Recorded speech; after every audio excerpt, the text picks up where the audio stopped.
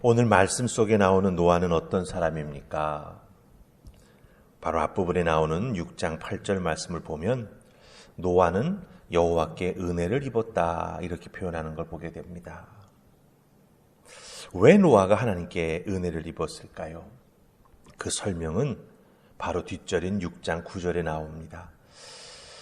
노아가 하나님의 은혜를 입을 수밖에 없었던 그 귀한 상황을 6장 9절은 딱 세 단어로 설명합니다. 의인, 완전함, 동행. 그러니까 노아의 삶이 죄악이 가득한 그 세상 속에서 하나님을 신실하게 믿고 순종하는 믿음의 삶을 살았다라고 하는 거죠. 그래서 죄와 함께 휩쓸려 나아가지 아니하였기에 그는 하나님과 동행하는 사람이었고 삶의 자리에서 하나님의 말씀에 순종하는 삶을 살았기에 그는 의인이요 완전한 사람이었다라고 성경은 우리에게 설명해 주고 있습니다. 그런데 여러분 생각해 보시기 바랍니다. 세상이 죄악으로 가득한데 하나님의 말씀을 의지하고 그 말씀대로 살아가는 사람들을 조롱하고 우습게 보는 세상 속에서 그런 모습을 가지고 살아간다라고 하는 것 쉽지 않습니다. 그러나 세상 속에서 하나님을 믿는 그 신실한 믿음을 지켜나갈 때 하나님은 축복하십니다. 하나님은 결코 모른 채 하지 아니하십니다. 그 광야 같은 세상 속에서 조롱받는 세상 속에서 하나님은 오히려 그런 하나님의 사람들을 창대하게 이렇게 세우시는 것을 우리가 성경을 통해서 발견하게 된다라고 하는 것이죠. 그 첫 번째 모습이 바로 노아의 모습이 된다라고 하는 것입니다. 자, 그렇다고 한다면 하나님께서 이 노아를 어떻게 들어서 세우시고 또 사용하시고 하나님의 사람으로서 축복해 주시는가? 우리 그 모습 11절 말씀 우리 살피면서 한번 보십시다. 우리 창세기 6장 11절 말씀 같이 읽습니다. 자, 시작. 그때 온 땅이 하나님 앞에 부패하여 포악함이 땅에 가득한지라. 아멘. 그때에 바로 노아가 살아가는 그 시절을 말합니다. 근데 그때라고 하는 건 좀 더 구체적으로 보면 노아가 셈과 함과 야벳이라고 하는 세 아들을 낳고 그 세 아들과 함께 살아가는 그때를 말합니다. 노아 혼자 있는 것이 아니죠. 노아의 세 아들들과 또 가정을 이룬 그 세 아들들의 가정과 함께 살아가는 그때의 상황이 어떤 상황이냐? 바로 온 땅이 하나님 앞에서 부패했었다라고 말하고 있습니다.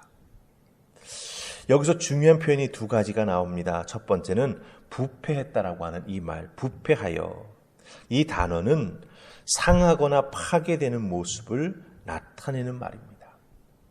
그러니까 처음 창조되었을 때에 상하거나 파괴되지 아니한 그 모습과 피조물이 하나님 앞에 불순종하고 죄를 지음으로 말미암아 그 죄의 영향을 받아서 죄 아래 살아가면서 변화되어 나아가는 모습을 마치 사진을 찍어가지고 before와 after를 보여주는 것처럼 죄를 짓기 전에는 이런 모습이었는데 죄를 짓거나 살아가는 모습을 보니 이렇게 바뀌었습니다. 라고 하는 그 차이 나는 모습, 바뀐 모습, 그것을 보여주는 말이 바로 이 부패하여라고 하는 단어가 된다라고 하는 거예요. 그렇기 때문에 하나님을 떠난 삶, 하나님 앞에 죄를 지은 삶이 무엇인가라고 하는 것이 바로 극명하게 보여지는 거죠. 하나님과 동행했던 삶의 모습은 이렇다. 그러나 하나님을 떠났던 삶은 결국 이렇게 변하여 이렇게 어렵고 힘들게 되었다라고 하는 걸 정확하게 지적해주는 표현이 바로 이 부패하였다라고 하는 단어가 된다라고 하는 것입니다. 자, 그 다음에 부패하게 되었더니 어떻게 됩니까? 두 번째가 포악함이 땅에 가득하게 되었다라고 말합니다. 포악함. 이 포악함이라고 하는 단어가 성경에서 사용될 때는 무슨 뜻을 갖게 되냐 하면 폭력을 뜻합니다. 폭력.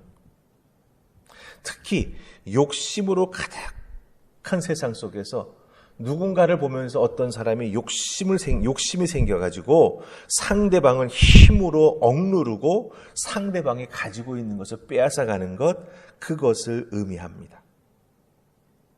그러니까 폭력이라고 하는 건 그냥 누구를 때려서 상해를 입힌다라고 하는 것 이상이라고 하는 거죠.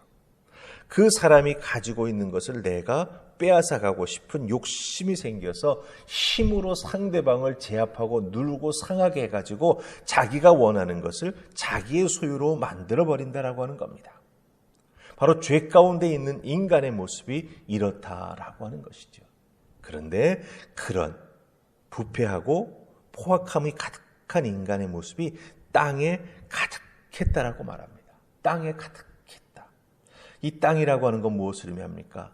피조물이 거주하고 있는 공간, 피조물들이 모여서 살아가고 있는 어떤 공동체, 그 지역을 의미합니다.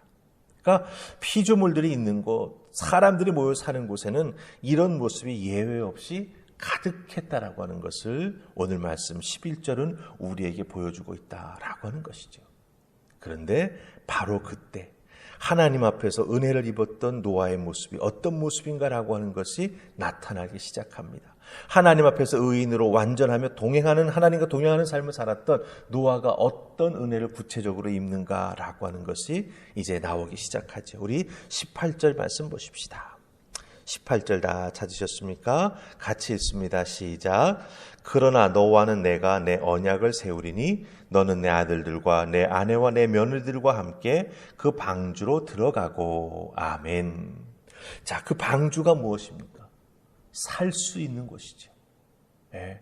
하나님이 죄 지은 인간들을 다 멸하시고 노아의 가족들과 그 다음에 생명이 있는 피조물들을 쌍으로 다 방주에 들이셔서 그 생명을 살리시기로 작정하신 그 공간이 뭡니까? 바로 방주가 된다라고 하는 것이죠. 그렇기 때문에 하나님께서 노아에게 은혜를 베풀어 주시면서 또 하나는 사명을 맡기시는 거죠. 그래서 그 은혜가 무엇인가 먼저 보십시다. 18절에 나옵니다. 너와는 내가 언약을 세운다. 여기서 언약을 세운다라고 하는 말, 이 브리트라고 하는 단어가 쓰였는데 언약, 창세기에서 여기서 처음 나옵니다. 예. 아담을 만드시고 아담을 에덴 동산에 살게 하실 때에도 아담과는 언약을 맺지 아니하셨어요. 그런데 하나님의 은혜를 덧입은 노아에게는 하나님께서 언약을 맺으십니다. 살려주시겠다고.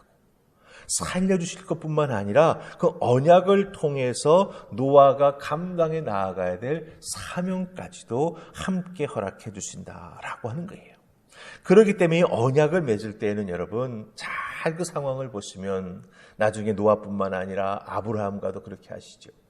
그런 언약을 맺는 장면 속에 보면 하나님의 선택, 하나님의 보호하심, 하나님의 인도하심이 있습니다. 또 하나는 하나님과 언약을 맺을 때 하나님께서 그 언약 맺는 사람을 통해서 이루고자 하시는 하나님의 뜻이 있습니다. 그것을 순종하여 실천해 나아가는 사명이 주어지게 된다라고 하는 것입니다.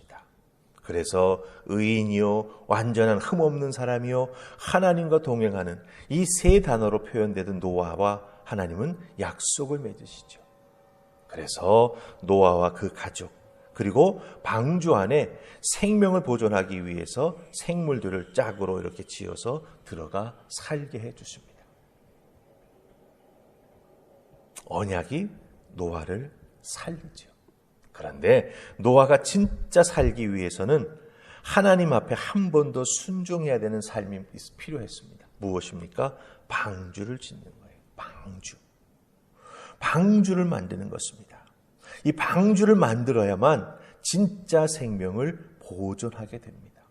비도 오지 않는 그 상황 속에서 비가 올 것이라고 하는 하나님의 말씀을 믿고 많은 사람들이 손가락질하는 그 상황 속에서 방주를 만들어가는 순종을 꼭 거쳐야만 언약을 통해서 생명을 살리시겠다 하시던 하나님의 말씀이 이루어지게 된다고 하는 거예요.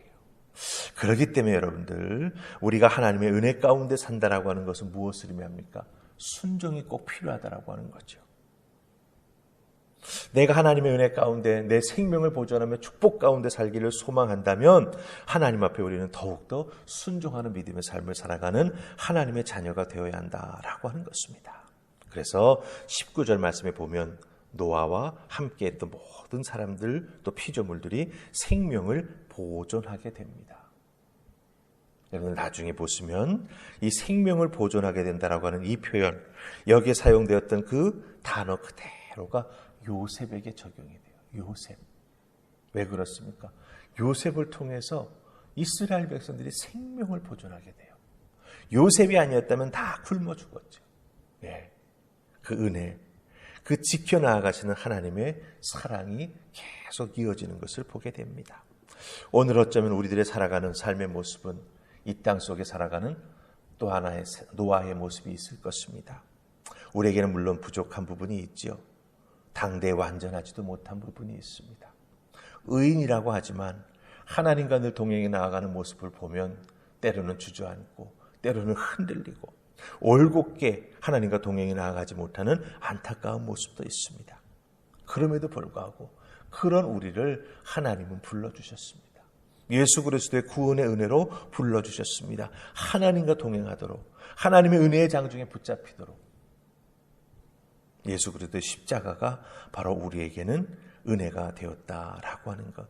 그것을 믿는 자들은 다 구원을 받으리라는 하나님의 언약이 우리의 모습을 통해서 이루어지고 있다라고 하는 것이죠. 그러니 주어진 삶의 자리에서 하나님의 은혜에 감사하며 특별히 또 하나 순종해야 될 게 있죠. 땅끝까지 이르러 증인이 되는 것.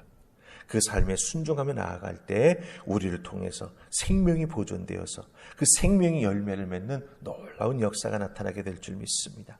여러분 한 분 한 분 내가 바로 오늘을 살아가는 노아다라고 하는 분명한 믿음을 가지시고 하나님 앞에서 이 땅에서 믿음으로 의인으로 귀한 하나님의 뜻을 이루어드리는 도구로 쓰임받는 여러분들 되시기를 주님의 이름으로 축복합니다. 아멘. 우리 기도하십시다. 좋으신 하나님 은혜 감사합니다. 오늘도 이 새벽 저희들을 주의 존으로 부르시고 하나님 말씀 주시고 기도하게 하시니 감사합니다. 노아를 부르셔서 노아와 함께 언약을 맺으시는 하나님의 모습을 봅니다. 많은 사람들에게 실망했지만 노아를 통해서 하나님께서는 희망과 소망을 보셨습니다. 그를 불러 언약을 맺으십니다. 그를 불러 하나님의 뜻이 계속해 이어내려갈 수 있는 놀라운 은총을 베풀어 주십니다. 바로 우리들이 그 은총을 입은 자들임을 기억하게 하시고 주어진 우리들의 삶의 자리에서 최선을 다해 믿음으로 살아가는 하나님을 의지하며 살아가는 하나님의 사람 다 되게 하여 주시옵소서. 우리들의 그 귀한 순종을 통해 생명을 보존하시는 하나님의 놀라운 은혜가 이 세상 땅끝까지 흘러갈 수 있도록 주님 우리를 사용하여 주시옵소서. 감사하고 예수님 이름으로 기도하옵나이다. 아멘.